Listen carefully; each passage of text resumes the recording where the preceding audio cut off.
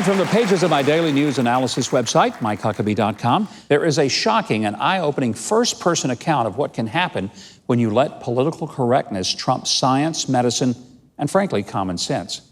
It's by a young woman who thought she might be transgender, and because we've created a society in which gender transitioning is encouraged and celebrated, and frankly, lots of quacks are making money off of it, this young lady decided that she had made a terrible decision at an age when she was too young to understand the consequences and went through a living nightmare. Now, in case you think this is an isolated incident, here is a signal that it is the type of "why didn't someone tell me" regret that we're likely to see a lot more of in the future if we continue putting political correctness about transgenderism ahead of the welfare of our children.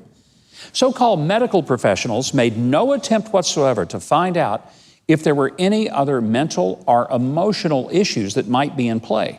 Instead, they just went straight to pumping kids full of hormones. Some of the patients, are as young as 3 or 4 years old. Now, kids at that age are just as likely to declare that they're dogs as they are to somehow figure out they're the opposite sex. But that doesn't mean we start feeding them Alpo or giving them distemper shots and grafting tails onto them. There's also this chilling statistic about the UK medical system.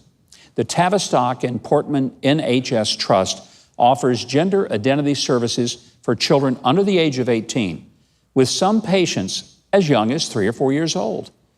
They now have a record number of referrals, and they see 3,200% more patients than they did 10 years ago, with the increase for girls up by 5,337% in just a decade.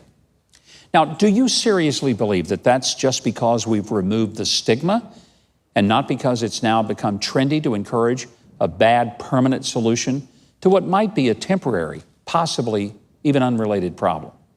Just as letting homeless people live in filth on the streets is not compassion, neither is lying to kids that if they're uncomfortable with their bodies, as virtually all young people are at some point, that they can simply change them with surgery and chemicals and somehow live happily ever after. That's not compassion. It's horrific medical malpractice on a mass scale, and we've got to be honest about it. All right, we're going to see what is on your mind. We have folks who write in or email us, and this comes to us from a guy who calls himself Idaho Spud. Here's what he says. Carson King made news recently for holding up a sign requesting beer money at a ball game and then donating the over $1 million that he made to a children's hospital.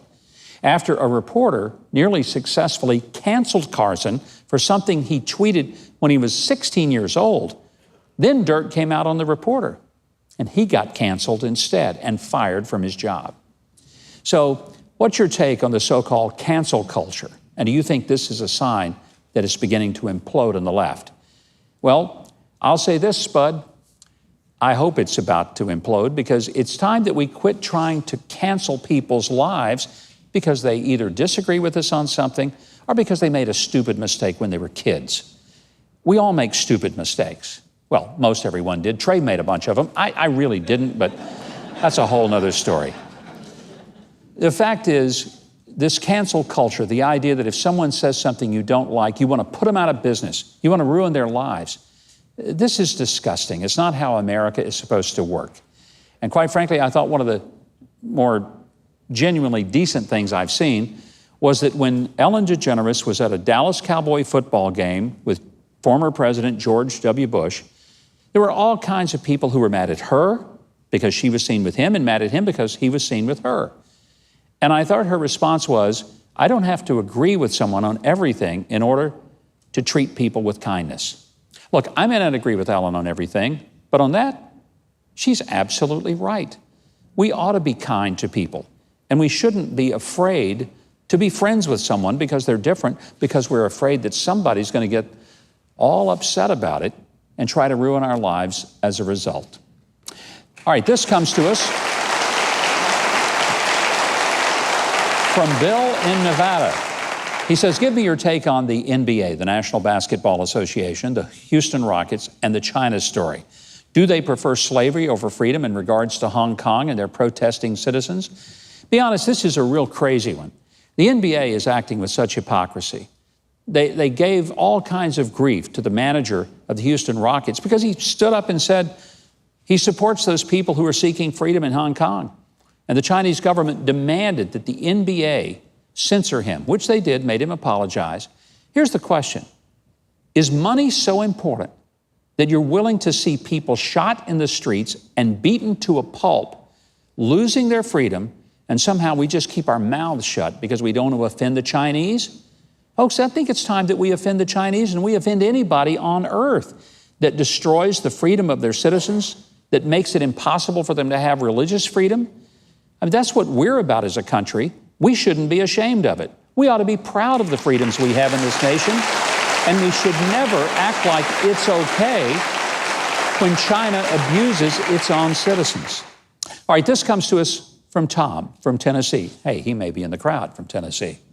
He says, Bernie Sanders says he wants corporate cash out of politics, and his own DNC is one of the groups on his radar. He's vowing to get all the business PAC donations banned from the 2020 Democratic Convention if he is nominated. Do you think corporate money plays too big a role in politics?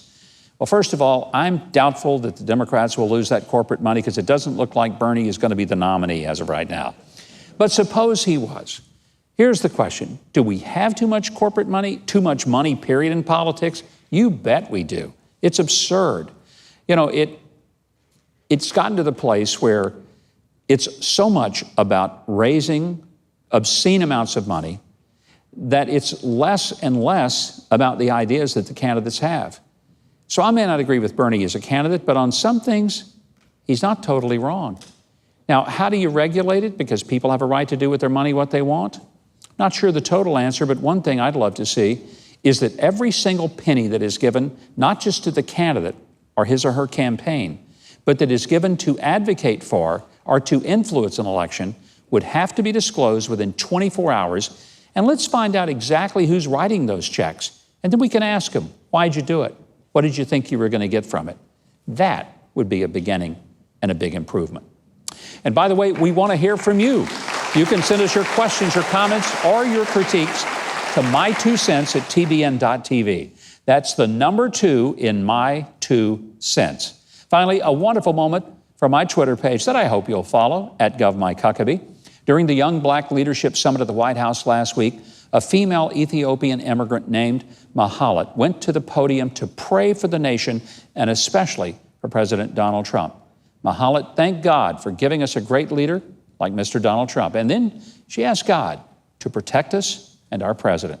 She was born in Ethiopia, abandoned by her parents, eventually adopted at the age of 11 by a Christian family from the United States. Mahalat continued on praying, God, protect our president. He's going through so much right now, so much scrutiny.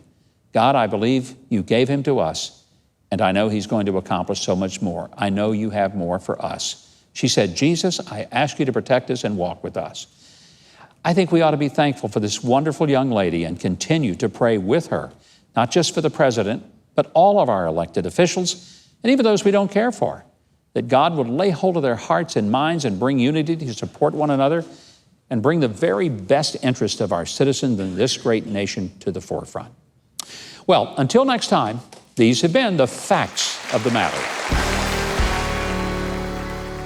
Thanks so much for watching, and I hope you enjoyed that video. If you did, be sure to leave a like, then subscribe, and hit the notification bell below. Now, if you didn't like it, you ought to find a Ben Shapiro video to detox you with more facts.